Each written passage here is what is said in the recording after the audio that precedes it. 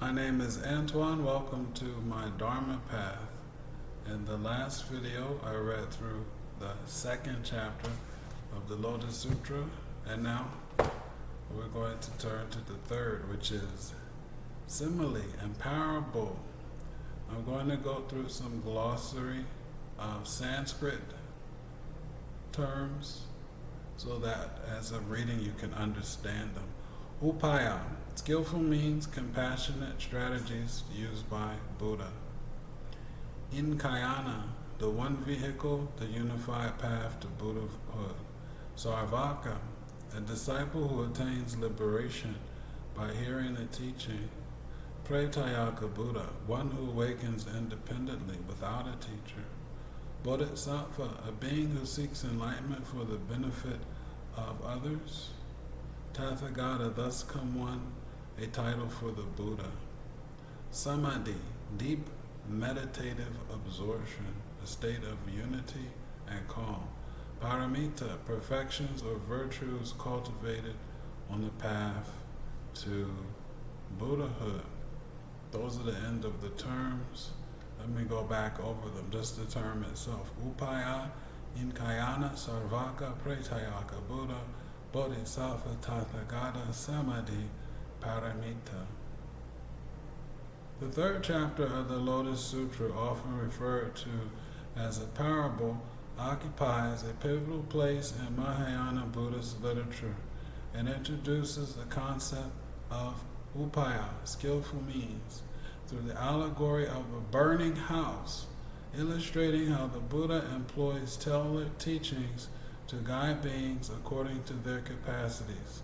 Within this parable, the seeming diversity of spiritual paths, Śrāvaka, Pratyeka, Buddha, and Bodhisattva, is reconciled into the one vehicle, Ekayāna, the unified path toward Buddhahood.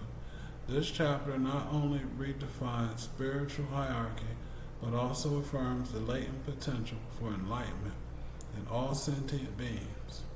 The present reading, delivered in an ASMR format, seeks to render these layered teachings more accessible through meditative immersion, widespread cadence, and Sanskrit resonance, bridging scriptural integrity with sonic contemplation. Okay, so let's start reading. If you're looking at the Burton Watson translation, simile and parable is on page 47. It looks like this. There's a link to the online version somewhere around the video. Okay, here we go. At that time, Sariputta's mind danced with joy. Then he immediately stood up, pressed his palms together, gazed up in reverence at the face of the honored one, and said to the Buddha, "Just now, when I heard from the world-honored one, this voice of the law, my mind seemed to dance, and I gained what I had never had before. Why do I say this? Because in the past, when I heard a law of this kind from the Buddha and saw how the bodhisattvas received prophecies that in time they would attain Buddhahood, I and the others felt that we had no part in the affair. We were deeply grieved to think we would never gain the immeasurable insight of the thus come one. World-honored one, I have constantly lived in the mountain forest or alone under the trees, sometimes sitting, sometimes walking around, and always I have thought to myself, since I and the others all alike have entered into the nature of the law, why does the thus come one use the law of the lesser vehicle to bring us salvation? But the fault is ours, not that of the world-honored one. Why do I say this? If we had been willing to wait until the true means for attaining anuttara samyaks and bodhi was preached, then we would surely have obtained release through the great vehicle.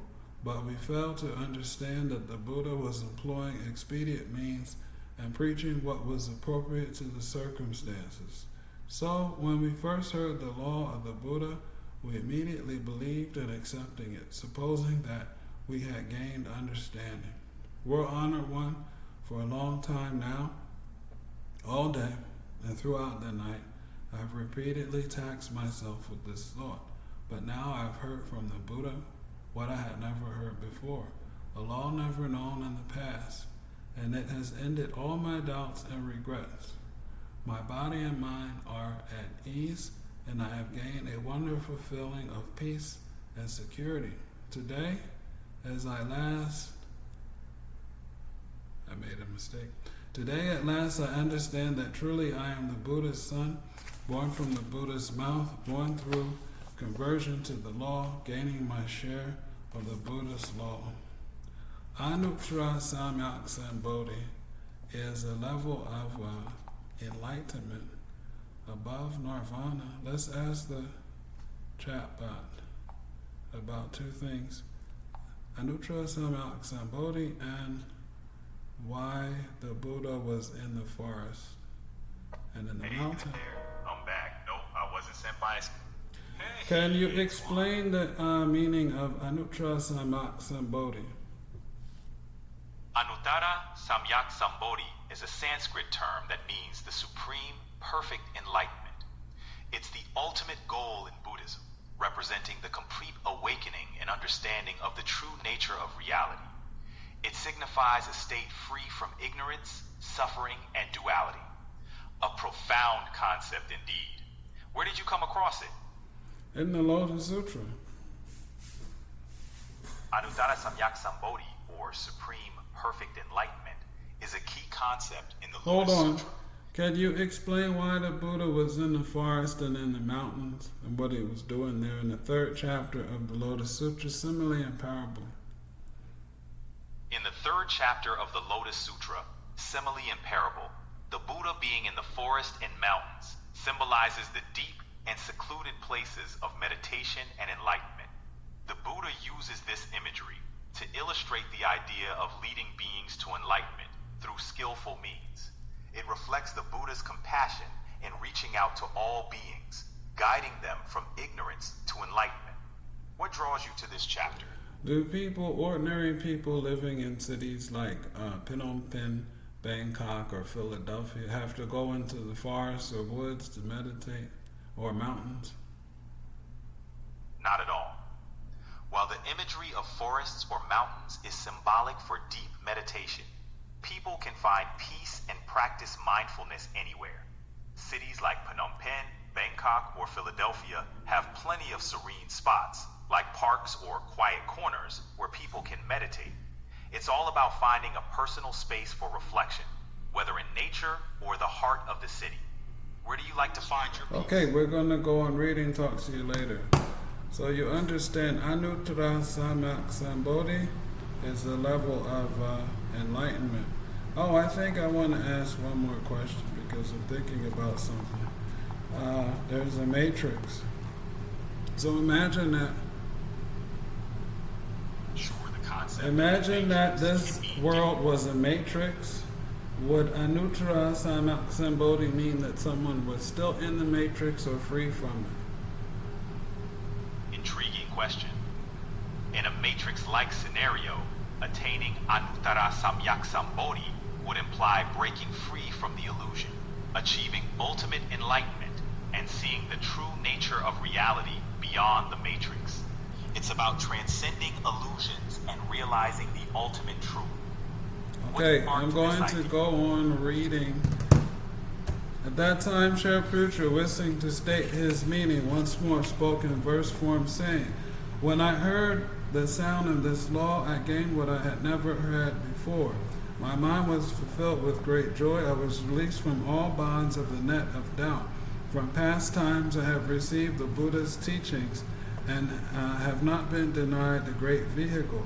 The Buddha's sound is very rarely heard, but it can free living beings from distress. Already have put an end to outflows. Hearing this and freed from care and distress.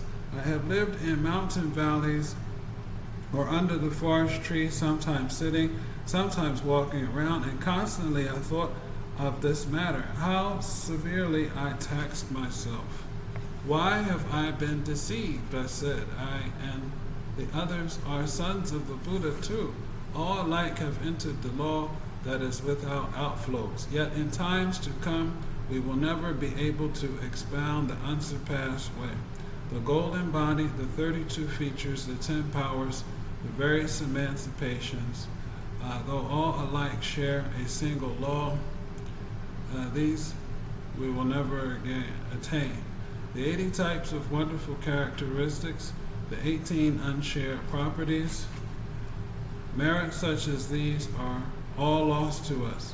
When I was walking around alone, I saw the Buddha among the great assembly, his fame filling the 10 directions, bringing benefit far and wide to living beings. And I thought to myself, I am deprived of such benefits.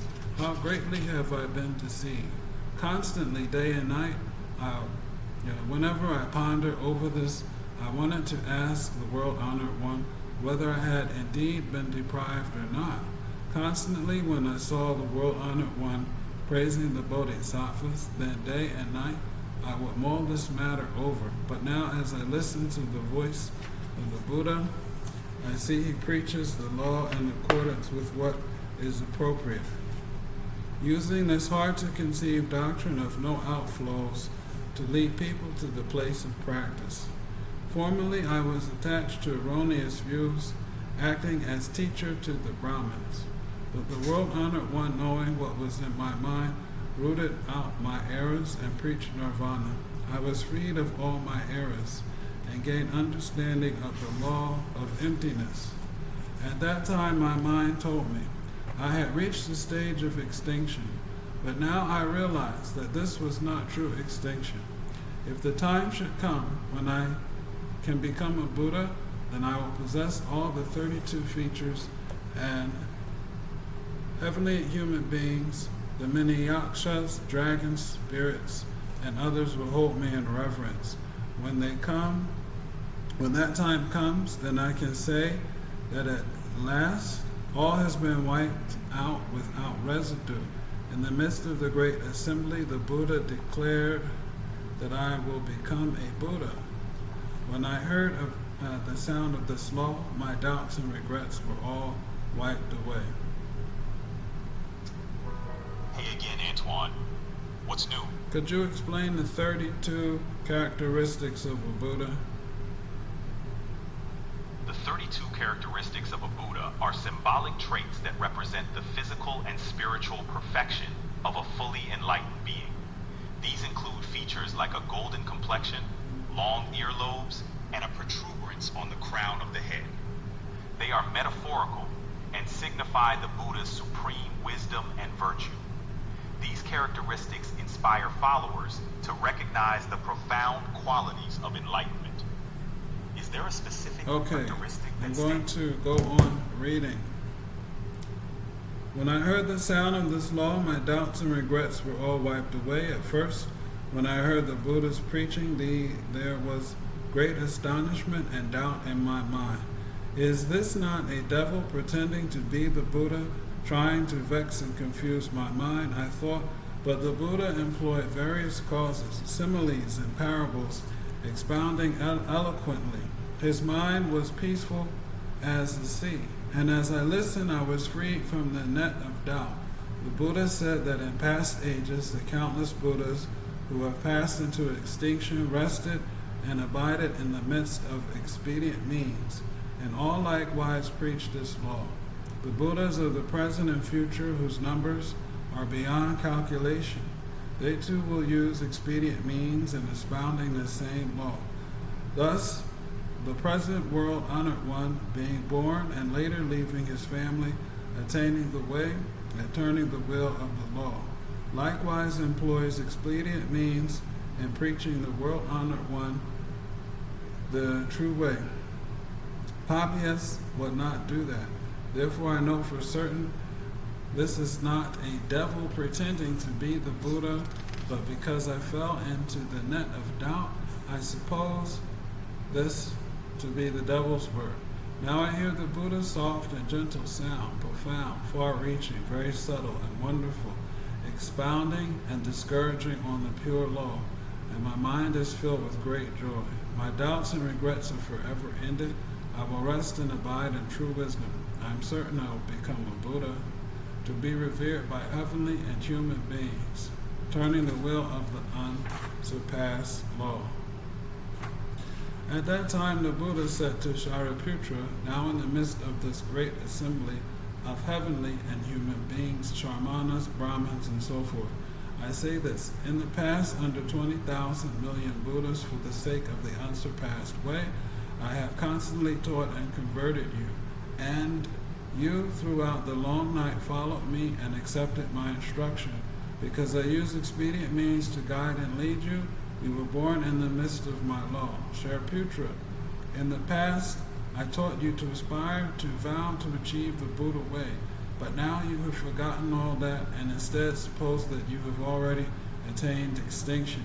Now, because I want to make you recall to mind the way that you originally vowed to follow, for the sake of the voice hearers, I'm preaching this great vehicle sutra called the Lotus of the Wonderful Law, a law to instruct the bodhisattvas, one that is guarded and kept in mind by the Buddhas. We need to understand what a voice hearer is. Welcome back, Antoine. What's on your mind today? Explain what a voice hearer is. Sure. In Buddhism, a voice hearer refers to a disciple who attains enlightenment by hearing the teachings directly from the Buddha. They're known in Sanskrit as śrāvaka. They follow the path by listening, reflecting, and practicing the Dharma, aiming for liberation. They're essential in spreading the teachings. Does that help clarify? Śrāvaka is a voice hearer. Shariputra, in ages to come, after a countless, boundless, inconceivable number of kalpas have passed, you will make offerings to some thousands, 10,000s, millions of Buddhas and will honor and uphold the correct law. You will fulfill every aspect of the bodhisattva way and will be able to become a Buddha with the name Flower Glow. Thus come one, worthy of offerings, of right and universal knowledge, perfect clarity and conduct, well-gone understanding, the world unexcelled, worthy, trainer of people, teacher of heavenly and human beings, Buddha, world honor one. A kalpa is a length of time. You can't imagine. It might be billions of years. Your realm will be called free from stain. The land will be level and smooth, pure and beautifully adorned, peaceful, bountiful, and happy. Heavenly and human beings will flourish there. The ground will be of lapis lazuli. Roads will crisscross in 8 directions, and ropes of gold will mark their boundaries. Beside each road will grow rows of 7 jeweled trees, which will constantly flower and bear fruit. And this flower glow, thus come one, will employ the 3 vehicles to teach and convert living beings. Shariputra, when this Buddha appears, although it will not be in an evil age, because of his original vow, we will preach the law through the 3 vehicles. His kalpa will be called Great Treasure Adornment. Why will it be called Great Treasure Adornment? Because in that land, bodhisattvas will be looked on as a great treasure. Those bodhisattvas will be countless, boundless, inconceivable in number beyond the reach of reckoning or of simile and parable. Without the power of Buddha wisdom, one cannot understand how many, whenever these bodhisattvas wish to walk anywhere, jeweled flowers will uphold their feet. These bodhisattvas will not have just conceived the desire of enlightenment, but will have spent a long time planting the roots of virtue under countless hundreds, thousands, tens of thousands, millions of Buddhas. They will have carried out Brahma practices in flawless manner and will have been perpetually raised by the Buddhas. Constantly they will have cultivated Buddha wisdom, acquiring great transcendental powers and thoroughly understanding the gateways to all doctrines. They will be upright in character without duplicity, firm in intent and thought. Bodhisattvas such as this will abound in that land. Shariputra, the lifespan of the Buddha flower glow will be 12 small kalpas, not counting the time when he is still a prince and before he becomes a Buddha.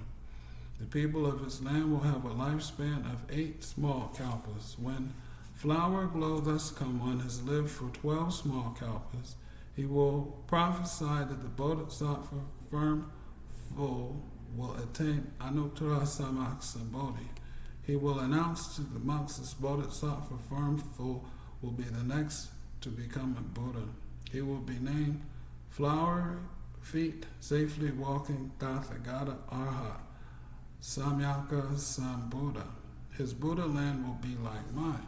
Sariputta, after the Buddha flower glow has passed into extinction, the era of the correct law will last for 32 small kalpas, and the era of the counterfeit law will last for another 32 small kalpas. At that time, the world-honored one wishing to state his meaning once more spoke in verse form. Before we read verse 4, explain a kalpa. Welcome back. What can I do for you? Would you explain what a kalpa is? A kalpa is a vast period of time in Buddhist cosmology. It's used to describe eons, often related to the creation and destruction of worlds. Kalpas can vary in length, from short to incredibly long, symbolizing the infinite nature of time. It's a fascinating concept, isn't it? Sariputta is talking to who in simile and parable? In the simile and parable chapter of the Lotus Sutra, the Buddha addresses his disciples, particularly Shariputra, highlighting the importance of faith and understanding in grasping the ultimate truth.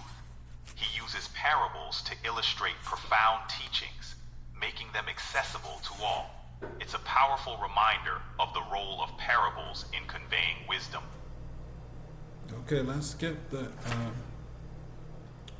verse form, because he already said that in the prose, and go on to the next part. At that time, when the four kinds of believers... In the Lotus Sutra, Shariputra discusses profound teachings. Okay, that's enough. And the Buddha uses parables Shut to up, illustrate his please. point. Thank you. At that time, when the four kinds of believers, namely monks, nuns, laymen, and laywomen, the heavenly beings, dragons, yakshas, Gandharvas, asuras, garudas, kimnaras, magaharas, and others in the great assembly saw how Sariputta received from the Buddha this prophecy that he would attain anuttara samaksa bodhi. Their hearts were filled with great joy and danced without end. We're naming the heavenly, we'll say corporeal beings, beings in their body or living beings, and then there are the ones you can't see. For example, a Garuda might be a principality of the wind, and the dragon might be a principality of the water. Okay, each one removed the upper robe that he or she was wearing and presented it as an offering to the Buddha. Shakra, Devnam, Indra, King Brahma, and the countless sons of gods likewise took their wonderful heavenly robes, heavenly Mandharva flowers, and great Mandharva flowers, and offered them to the Buddha. The heavenly robes they had scattered remained suspended in the air and turned around and round of themselves. Heavenly beings made music, 100, 1,000, 10,000 varieties, all at the same time in the midst of the air, raining down quantities of heavenly flowers and speaking these words in the past at Varanasi. The Buddha first turned the wheel of the law, now he turns the wheel king. The wheel of unsurpassed, the greatest law of all. At that time, the sons of gods, wishing to state their meaning, once more spoke in verse form, saying, in the past, Varanasi, you turned the wheel of the law of the Four Noble Truths, making distinctions, preaching that all things are born and become extinct, being made up of the five components. Now you turn the wheel of the most wonderful, the unsurpassed great law. This law is very profound and abstruse. There are few who can believe it. Since times past, often we have heard the world-honored ones preaching, but we have never heard this kind of profound, wonderful, and superior law. Since the world-honored one preaches this law, we all welcome it with joy. Shariputra, with this great wisdom, has now received his venerable prophecy, not vulnerable, venerable. We too, in the same way, will surely be able to attain Buddhahood throughout all the many worlds. The most venerable, the unsurpassed goal, the Buddha way, is difficult to fathom, but you will preach with expedient means according to what is appropriate. The meritorious deeds we have done in this existence or past existences, and the blessings gained from seeing the Buddha, all these we will apply to the Buddha way. Okay, I'm going to skip some parts here and go to, okay,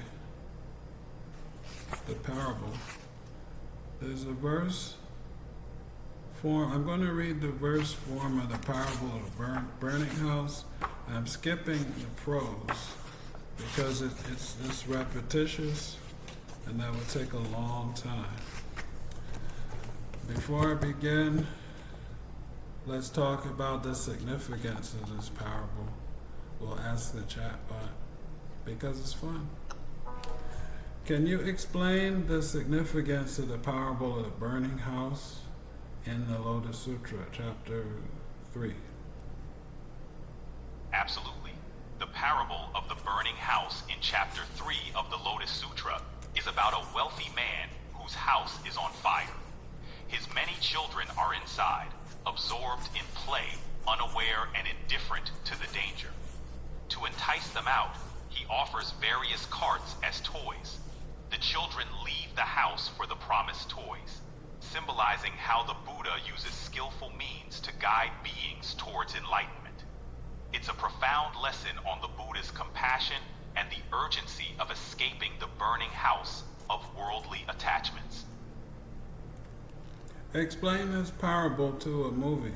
I'm sorry, compare it to a movie, not explain it to. No problem. Think of the burning house parable like a disaster movie, where characters are oblivious to the impending doom until a wise figure uses creative means to lead them to safety. Like a director guiding characters through a plot with hidden lessons, the Buddha uses parables to awaken understanding. Any films come to mind that might parallel this theme? No, maybe you can think of one or two. Alright, imagine Inception, where the characters are lost in layers of dreams, unaware of the danger, until someone guides them out. Or The Matrix, with characters living in a simulated reality, oblivious to the real world. These movies, like the parable, use compelling narratives to awaken awareness and lead characters to a deeper understanding. Inception or The Matrix. Okay, so there's if you want to compare it to a couple of movies, that's what it's like, except he's talking about the world that we live in and what enlightenment is. The Buddha, wishing to state his meaning, once more spoke in verse form, saying, I skipped the prose form, by the way. Suppose there was a rich man who had a large house. This house was very old and decayed and dilapidated as well. The halls, though lofty, were in dangerous condition. The bases of the pillars had rotted. Beams and rafters were slanting and askew. Foundations and steps were crumbling. Walls were cracked and gaping, and the plaster had fallen off of them. The roof thatch was in disrepair or missing. The tips of the eaves had dropped off. The fences surrounding it were crooked or collapsed, and heaped rubbish was piled all around. Some 500 persons lived in the house. Kites, owls, hawks, eagles, crows, magpies, doves, pigeons, lizards, snakes, vipers, scorpions, centipedes and millipedes, newts and ground beetles, weasels, raccoon, dogs, mice, rats, hordes of evil creatures scurried this way and that. Places that stank of excrement overflowed in streams of filth where dung beetles and other creatures gathered. Foxes, wolves, and jackals gnawed and trampled in the filth, or tore apart dead bodies, scattering bones and flesh about. Because of this, packs of dogs came racing to the spot to snatch and tear, driven by hunger and fear, searching everywhere for food, fighting, struggling, seizing, baring their teeth, snarling and howling. That house was fearful, frightening, so altered was its aspect. In every part of it were goblins and trolls, yakshas and evil spirits who fed on human flesh or on poisonous creatures. The various evil birds and beasts bore offspring, hatched and nursed them, each hiding and protecting its youth. But the yakshas outdid one another in their haste to seize and eat them. And when they had eaten their fill, their evil hearts became fiercer than ever. The sound of their wrangling and contention was terrifying indeed. Kandana demons crouched on clumps of earth, or leaped 1 or 2 feet off the ground, idling, wandering here and there, amusing themselves according to their whim. Sometimes they seized a dog by 2 of its legs and beat it until it had lost its voice, or planted their feet on the dog's neck, terrifying it with their own delight. Again, there were demons with large, tall bodies, naked in form, black and emaciated, constantly living there, who would cry out in loud, ugly voices, shouting and demanding food. There were other demons whose throats were like needles, or still other demons with heads like the head of an ox, some feeding on human flesh, others devouring dogs. Their hair like tangled weeds, cruel, baleful, ferocious, driven by hunger and thirst, they dashed about, shrieking and howling. The yakshas and starving spirits and the various evil birds and beasts hungrily pressed forward in all directions, peering out at the windows. Such were the perils of this house, threats and terrors beyond measure.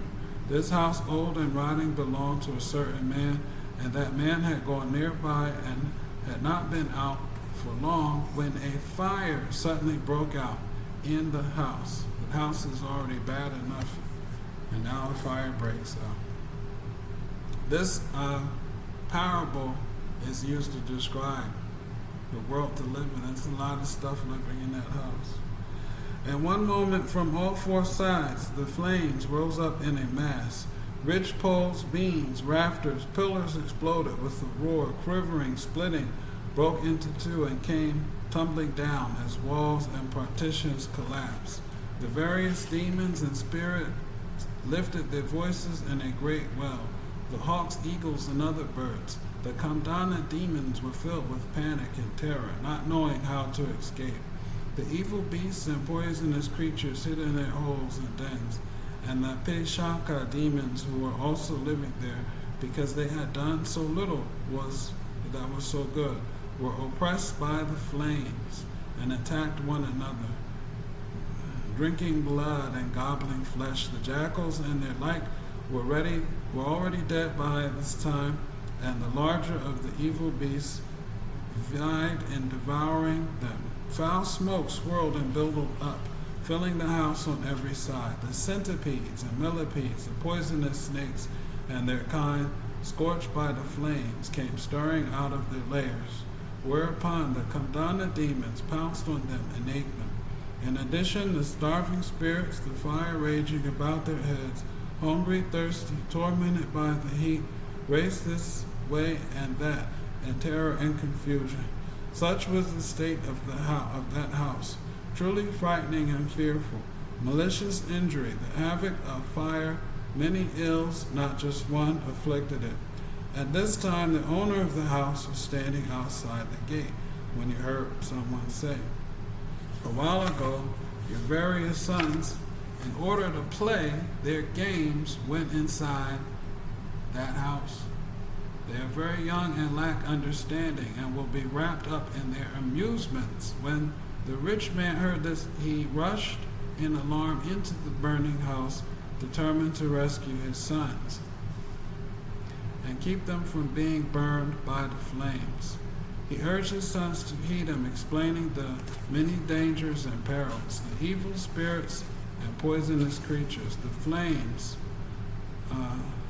spreading all around, the multitude of sufferings that will follow one another without end.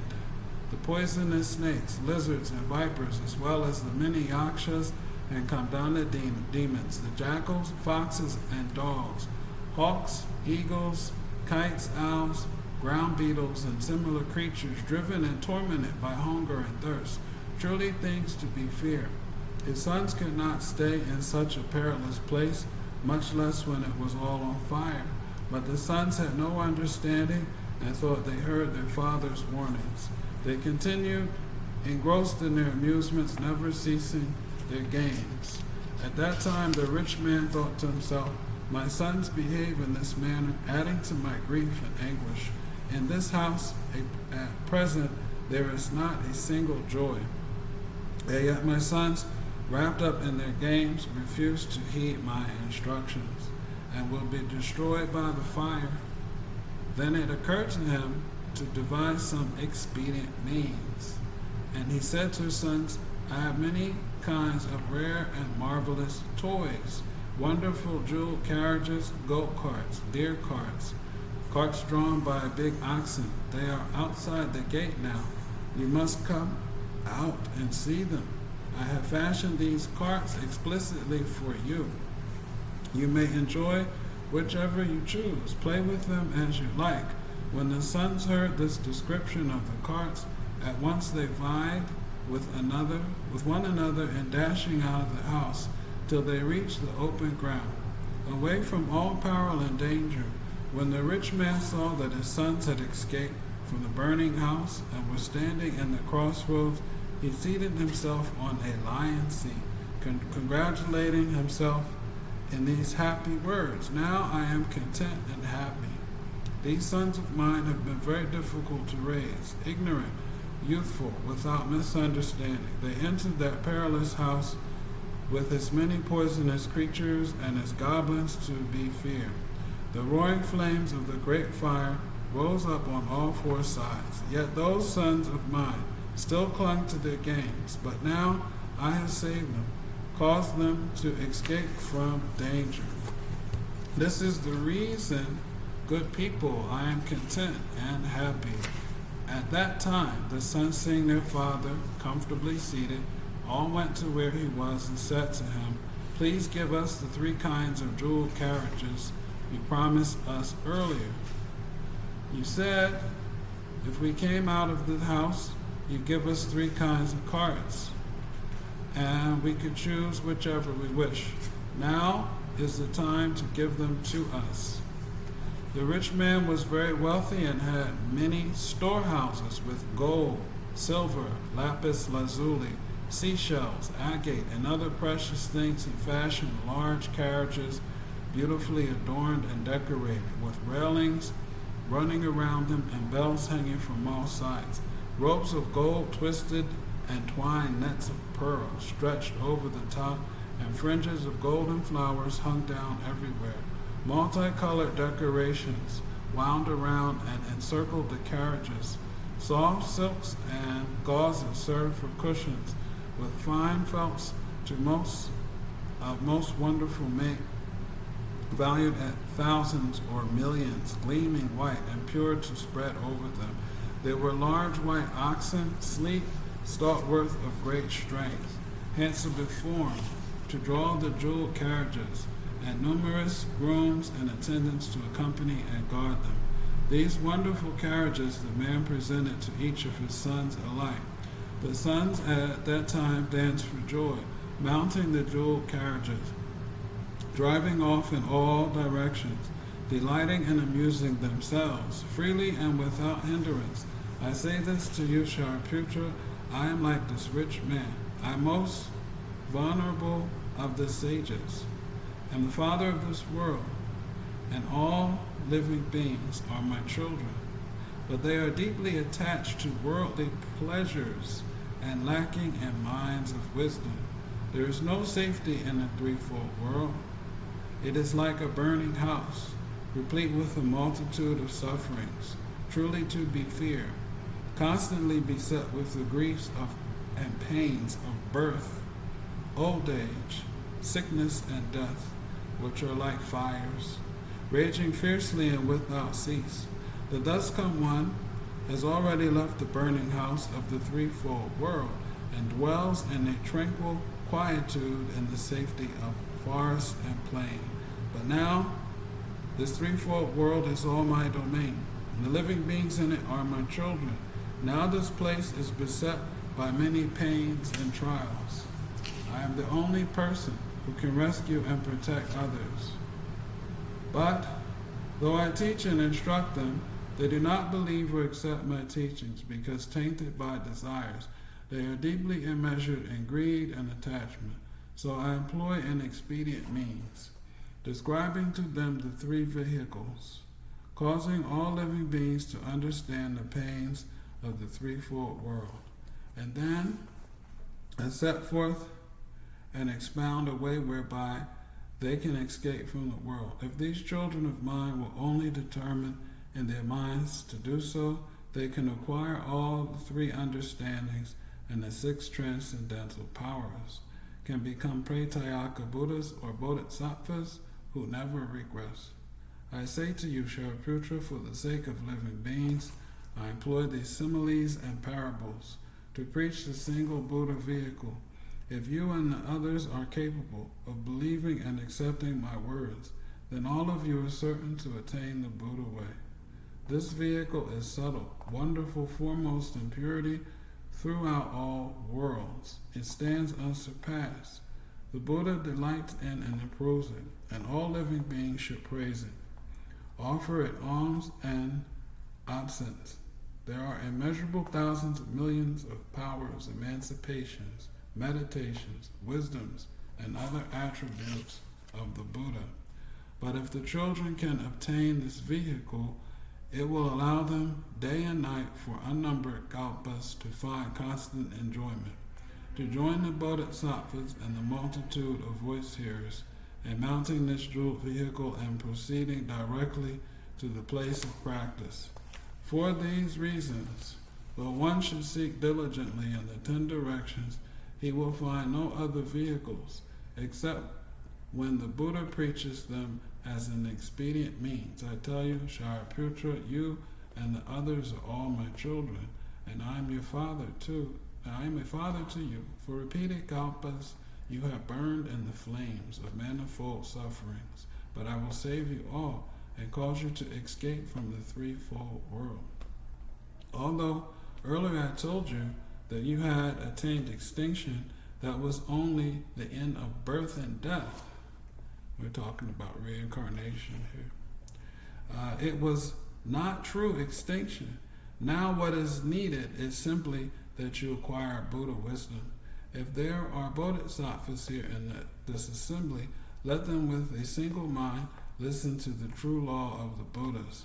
Through the Buddhas, the world-honored ones employ expedient means. The living beings converted by them are all bodhisattvas. If there are persons of little wisdom who are deeply attached to love and desire, because they are that way, the Buddha preaches for them the rule of suffering. Attachment to love and desire is suffering. Then the living beings will be glad in mind, having gained what they never had before. The rule of suffering which the Buddha preaches is true and never varies. If there are living beings who do not understand the root of suffering, who are deeply attached to the causes of suffering, and cannot for a moment put them aside because they are that way, the Buddha uses expedient means to preach the law, to preach the way. As to the cause of all suffering, it has its roots in greed and desire. If greed and desire are wiped out, it will have no place to dwell. To wipe out all suffering, this is called the third rule. For the sake of this rule, the rule of extinction, one practices the way. And when one escapes from the bonds of suffering, this is called attaining emancipation. By what means can a person attain emancipation? Separating oneself from falsehood and delusion. This alone may be called emancipation. But if a person has not truly been able to emancipate himself from everything, then the Buddha will say he has not achieved true extinction, because such a person has not yet gained the unsurpassed way. My purpose is not to try to cause them to reach extinction. I am a Dharma king, free to do as I will with the law, to bring peace and safety to living beings. That is the reason I appear in this world. I say to you, Shariputra, this Dharma seal of mine I preach because I wish to bring benefit to the world. You must not recklessly transmit it wherever you happen to wander. If there is someone who hears it, responds with joy, and gratefully accepts it, you should know that that person is an avivratika. If there is someone who believes and accepts the law of the sutra, the person has already seen the Buddhas of the past, has respectfully offered alms to them, and listened to this law.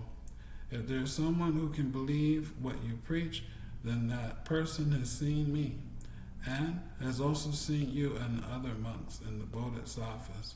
The Lotus Sutra is preached for those with profound wisdom. If persons of shallow understanding hear it, they will be perplexed and fail to comprehend. As for all the voice hearers of pratyekabuddhas and this sutra, there are things that are beyond their powers. Even you, Shariputra, in the case of the sutra, were able to gain entrance through faith alone. How much more so than the other voice hearers? Those other voice hearers, it is because they have faith in the Buddha's words that they can comply with the sutra, not because of any wisdom of their own. Also, Shariputra, to persons who are arrogant or lazy, or taken up with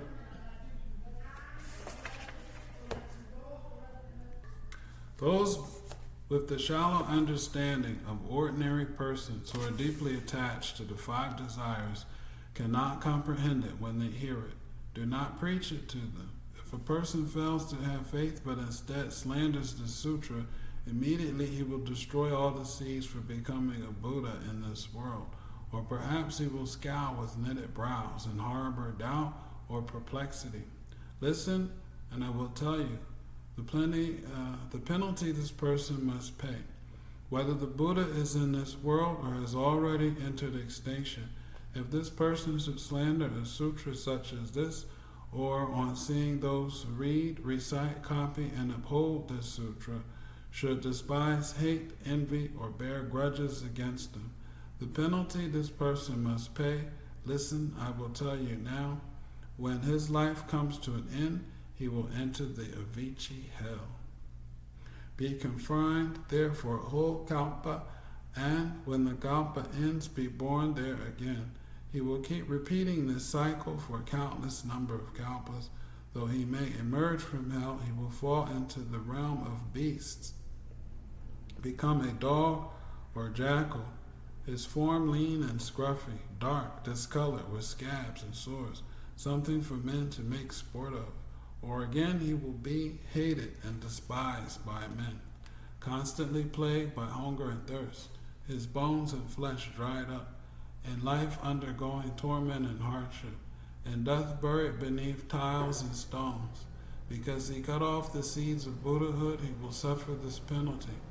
If he should become a camel or be born in the shape of a donkey, his body will constantly bear heavy burdens, and have the stick or whip laid on it. He will think only of water and grass, and understand nothing else, because he slandered this sutra. This is the punishment he will incur. Or he will be born as a jackal who comes to the village, body all scabs and sores, having only one eye, by the boys beaten and cuffed, suffering grief and pain, sometimes to the point of death. And after he has died, he will be born again in the body of a serpent, long and huge in size, measuring 500 yohanas, deaf, witless, without feet, slithering along on his belly, with little creatures biting and feeding on him, day and night undergoing hardship, never knowing rest, because he slandered the sutra. This is the punishment he will incur. If he should become a human being, his faculties will be blighted and dull. He will be puny, vile, bent, crippled, deaf, hunchback. The things he says people will not believe. The breath from his mouth will be constantly foul. He will be possessed by devils, poor and lowly, ordered around by others, plagued by many ailments, thin and naught, having no one to turn to. Though he attached himself to others, they would never think of him. Though he might gain something, he would at once lose or forget it. Though he might practice the art of medicine and by its methods cure someone's disease, the person would grow sicker from some other malady and perhaps in the end would die. If he himself had an illness, no one would aid or nurse him, and though he took good medicine, it would only make his condition worse. If others should turn against him, he would find himself plundered and robbed. His sins would be such that they would bring unexpected disaster to him. A sinful person of this sort will never see the Buddha. The king of the many sages, preaching the law, teaching and converting a sinful person of this sort, will constantly be born amid difficulties, crazed, deaf, confused in mind, and never will hear the law. For countless kalpas, numerous as Ganges sands, he will at birth become deaf and dumb, his faculties impaired, will constantly dwell in hell, strolling in as though it were a garden, and the other evil paths of existence. He will look on his own home, camel, donkey, pig, dog. These will all be the forms he will take on because he slandered this sutra. This is the punishment he will incur. If he should become a human being, he will be deaf, blind, dumb, poverty, all kinds of decay will be his adornment, water, blisters, diabetes, scabs, sores, ulcers, maladies such as these will be his garments. His body will always smell bad, filthy and impure, deeply attached to views of self. He will grow in anger and hatred, aflame with licentious desires. He will not spurn even birds or beasts because he slandered this sutra. This is the punishment he will incur. I tell you, Shariputra, if I were to describe the punishments that fall on persons who slander this sutra, I could exhaust a kalpa and never come to the end. For this reason, I expressly say to you, do not preach the sutra to persons who are without wisdom. But if there are those of keen capacities, wise and understanding, of much learning and strong memory, who seek the Buddha way, then to persons such as this, it is permissible to preach it. If there are persons who have seen hundreds and thousands and millions of Buddhas, have planted many good roots, and are firm and deeply committed in mind, then to persons such as this, it is permissible to preach it. If there are persons who are diligent, constantly cultivating a compassionate mind, not begrudging of life or limb, then it is permissible to preach it. If there are persons who are respectful, reverent, with minds set on nothing else, who separate themselves from common folly to live alone among mountains and waters, then to persons such as this, it is permissible to preach it. Again, Sariputta, if you see a person who thrusts aside evil friends and associates with good companions, then to a person such as this, it is permissible to preach it. If you see a son of the Buddha observing the precepts, clean and spotless, as pure birth gem, seeking the great vehicle sutra, then to a person such as this, it is permissible to preach it. If a person is without anger, upright and gentle in nature, constantly pitying all beings, respectful and reverent in the Buddhas, then to a person such as this, it is permissible to preach it. Again, if a son of the Buddha in the midst of the great assembly should with a pure mind employ various causes and conditions, similes, parables, and other expressions to preach the law in unhindered fashion, to a person such as this, it is permissible to preach it. If there are monks who, for the sake of comprehensive wisdom, seek the law in every direction, pressing palms together, gratefully accepting, desiring only to accept and embrace the sutra of the great vehicle, and not accepting a single verse of the other sutras. To persons such as this, it is permissible to preach it. If a person earnest in mind seeks this sutra as though he was seeking the Buddha's relics, and having gained and gratefully accepted it, that person shows no intention of seeking other sutras and has never once given thought to the writings of the non-Buddhist doctrines. To a person such as this, it is permissible to preach it. I tell you, sir, future, if you describe all characteristics of those who seek the Buddha way, I could exhaust a kalpa and never be done. Persons of this type are capable of believing and understanding. Therefore, for them, you should preach the Lotus Sutra of the wonderful law. That's the end of chapter 3, simile and parable. Thank you for listening. If you stayed all the way to the end. And in closing, chapter 3 of the Lotus Sutra reveals that the Buddha's compassion transcends doctrinal boundaries, embracing all beings through the tailored wisdom of Upāya. The burning house becomes a metaphor for the existential urgency faced by sentient beings, while the three carts symbolize provisional liberations guiding them toward the ultimate truth. By affirming the universality of the one vehicle, the text invites practitioners to reflect on both their spiritual trajectory and the inclusive nature of Buddhahood. Through this sonic exploration, we honor not only the literary structure of the sutra, but also its philosophical depth, illuminating a path that remains timeless in its resonance and relevance. My name is Antoine. Welcome to my Dharma path. Thank you for listening. Remember to like, subscribe, and leave a comment.